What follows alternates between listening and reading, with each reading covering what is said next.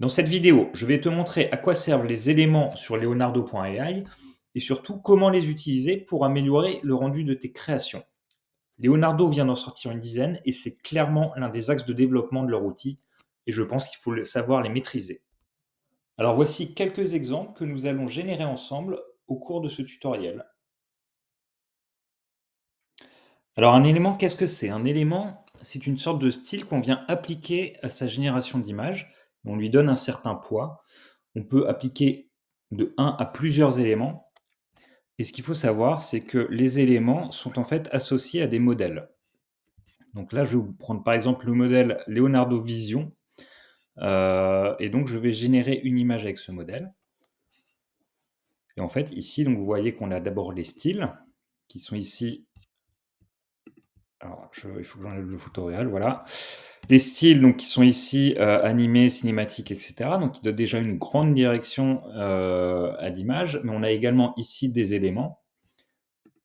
La différence, c'est qu'on peut en modifier le poids et on peut en combiner plusieurs. Donc là, par exemple, je vois tous les éléments qui sont compatibles avec le modèle Vision. Et donc, vous voyez, il y en a 16. Donc ça va ici du coloring book, donc ça trace que les traits en noir. Ici, illustration populaire, illustration pour les enfants, toon et dessins animés, dark arts, etc. Donc là, Leonardo vient d'en ajouter plusieurs. Tous ceux qui sont en bas, là, sont des nouvelles. Et donc ça, c'est pour Leonardo Vision, pour lequel il y a énormément de compatibilité. Si j'enlève ça ici, je vais voir tous les autres. Et donc, on a ici des modèles qui s'appliquent au modèle LoRa. Donc, on va en parler tout à l'heure. Qui eux, sont effectivement, ont un rendu assez sympa aussi, mais très différent. Donc, je reviens sur ceux qui sont compatibles avec Vision. On va en sélectionner un. Donc, moi, je vois par exemple celui-là qui est assez sympa, Cute Emotes. J'ai envie d'essayer. Hop. Et alors, je vais enlever ce prompt-là. Et moi, ça me fait penser à Deadpool. Donc, je crée un prompt comme ça, assez au hasard. Cute Deadpool caractère.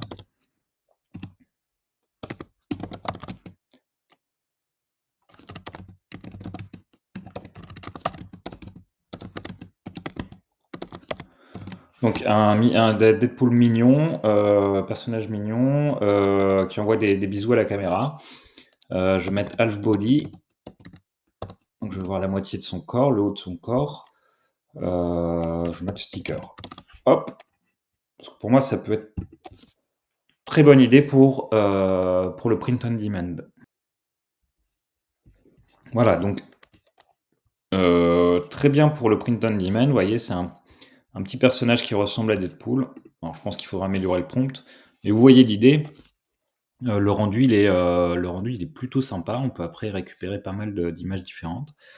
Je trouve ça assez chouette. Alors, je vous parlais du poids tout à l'heure. Donc ici, on peut activer ou désactiver cet élément. Donc si vous en avez certains qui vous plaisent beaucoup, vous pouvez toujours les mettre ici. Et surtout, on peut lui donner du poids, plus ou moins de poids ici. Alors maintenant, je vais essayer autre chose. Je vais aller sélectionner dans ma base de données un prompt une image qui m'intéresse et je vais essayer de la modifier avec l'un des éléments. Donc cette base de données, en fait, elle me permet d'avoir ici de sauvegarder les prompts les plus sympas et de gagner du temps derrière en réutilisant, en régénérant des images. Donc par exemple, c'est celle-ci que je voudrais essayer. Donc vous voyez, j'ai ici j'ai le prompt. J'ai des tags qui me permettent de filtrer, etc. J'ai une image du rendu. Et du coup, je peux prendre le prompt, aller le mettre dans Leonardo et régénérer à peu près la même image, enfin en tout cas le même style, et surtout le faire évoluer pour partir sur quelque chose de différent. Donc si cette base de données vous intéresse, vous avez le lien qui est dispo dans la description. Donc revenons ici.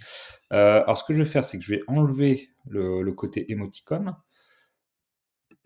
Hop. Par contre, j'ai vu ici un élément qui m'intéresse. qui à mon avis colle bien avec ça, c'est les Dark Arts. Donc j'utilise le Dark Arts, je le confirme. Je vais laisser le poids à 1, on va après mixer avec plusieurs et je vais générer pour voir le rendu. Alors je vérifie juste ici, je suis bien sûr plutôt en format portrait, c'est très bien et ici en dynamique, je vais mettre plutôt mettre photographie.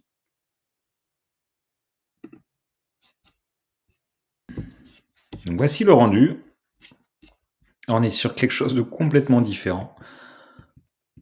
Donc c'est un peu loin de ce que j'avais imaginé, mais vous voyez, c'est assez flippant. Il parlait d'un univers gothique, je veux bien le croire. Ce qu'on peut faire, c'est essayer autre chose. On va faire plutôt en mode, je vais mettre 3D. Et justement, alors là, on va baisser un petit peu le poids du Dark Art, parce que pour moi, c'est un peu trop. Et on va essayer d'en ajouter un autre. Alors, lequel je vais prendre? Je vais ajouter Fantasy Icon. Et lui, je vais le mettre plus haut, parce que l'objectif que j'avais au départ avec cette image-là, je vous la remontre, c'était plutôt de faire des espèces de figurines. Vous voyez, il y a le plateau. Et je me demande si je peux pas avoir un rendu assez sympa avec ça. Donc, je baisse le poids ici du Dark Arts. On aura une image qui sera beaucoup moins gothique. Alors, je vais pas le mettre à -1 parce que... Ah oui, d'accord. Alors, attention, là, je suis vraiment en négatif. Ça veut dire que quand on passe en négatif, on enlève toute trace de gothique. Là, je voudrais en mettre un tout petit peu. Hop, allez, c'est parti. Donc voilà, vous voyez, on est déjà un peu plus proche de ce que j'avais au départ. Et on a bien l'atmosphère sombre, mais pas trop du côté gothique. Donc j'ai changé de modèle et ça va me permettre de tester ici ces éléments-là qui sont différents. Et donc j'ai pris le modèle Dream Shaper V7. Concrètement, j'ai enlevé tous ceux qui étaient en XL, ce qui permet d'accéder à ces autres éléments. Alors ce qu'on va faire, c'est qu'on va pareil rechoisir un prompt dans la base de données. Et on va venir par exemple choisir cette statue. Donc je vous la montre. Hop, donc c'est un prompt qui permet de créer une statue de marbre. Donc à partir du moment où vous avez ça, concrètement, vous pouvez changer le sujet et puis partir sur un peu tout. Donc là, on va le laisser tel quel. On va ici copier le prompt. Donc je suis sur Dream Shaper V7. Je vais prendre un côté photographie et là je vais venir ajouter l'élément. Alors qu'est-ce que j'ai envie de faire? Donc là on est sur quelque chose d'antique, donc je vais prendre par exemple ivoire et or qui va donner, donc je lui donne un poids de 1. Donc voici le rendu. Donc on reste sur de la statue, par contre on voit elle prend un peu vie, on a ici des dorures, des choses comme ça. Bon ça je pense que le ratio est pas bon, j'aurais dû rester sur un format portrait pardon. Celle-ci est pas mal. Donc vous voyez, ça habille la statue avec tous ces éléments dont on a parlé. Et celle-là est bien aussi. Voilà. Donc ça, c'est le côté Ivory and Gold qui permet de le faire. Alors je suis parti aussi d'une autre image, d'un autre prompt qui m'a généré d'abord cette image-là, donc qui est plutôt sympa. Et donc je vous montre un petit peu. On est parti sur Photoreal V2 avec le modèle Leonardo Vision. Et par contre, j'ai mis aucun élément. Donc le rendu est chouette. Maintenant, j'avais envie, je me suis dit, je vais faire un peu la même chose, mais en style dessin animé. Donc ce que j'ai fait, c'est cette image-là. Plutôt chouette aussi, je trouve que le style est vraiment cool. Hop. Bon, là, il manque un petit iris, là, mais hop. Et en fait, ce que j'ai fait, c'est que j'ai repris exactement le même prompt. Donc on est sur Leonardo Vision, Photoreal V2, et j'ai juste j'ai ajouté 2 éléments. Le premier, c'est Toon and Animé, que j'ai mis à 0,5. Donc moitié sur tous les animés et moitié sur Colourpop à 0,5 également. Voilà. Lui va gérer plus les couleurs, tandis que l'autre va gérer plus la forme, le format de dessin animé. Voilà. En tout cas, le rendu est vraiment cool. C'est un autre exemple de ce qu'on peut faire avec les éléments. De toute manière, le mieux, c'est de tester. Donc ce qu'on peut faire, c'est tester avec d'autres modèles. Donc là, on va mettre côté Celtic Punk. Tout un concept. Et ici, on a... Alors, pirate, ça pourrait être marrant. Mais on va mettre, par exemple, Lunar Punk. Donc, hop, j'en mets deux.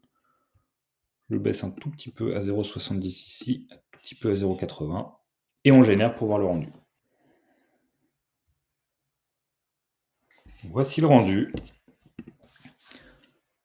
Donc on quitte un petit peu le mode statut, si ce n'est qu'on a ici des bons abdos là pour la dame. Et donc voilà, on est parti sur quelque chose de punk, etc. Donc ici on a quand même les traits un peu lisses de la statue. Moi je trouve ça, le rendu est plutôt sympa. Concrètement, ces éléments-là, ils permettent de donner un style assez fort. Par exemple, on va enlever le côté lunar. Ils permettent de donner un style assez fort aux images. Donc voici le rendu. Hop. Il est sur quelque chose de plutôt cool. Donc là, il a rajouté. Donc je suis resté sur Gothic Celt. Donc il rajoute des espèces de tatouages à la statue. Voilà, les images sont chouettes. Voilà, la fonctionnalité est plutôt sympa, j'aime bien.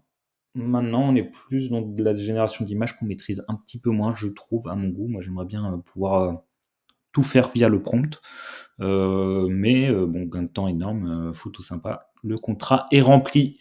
Merci à tous. N'hésitez pas à vous abonner, à liker si vous avez aimé, à me faire des commentaires. C'est encourageant. Ça me permet aussi d'être plus visible sur YouTube. Donc ça aide la chaîne. Donc si vous aimez, merci et je vous retrouve bientôt pour d'autres vidéos.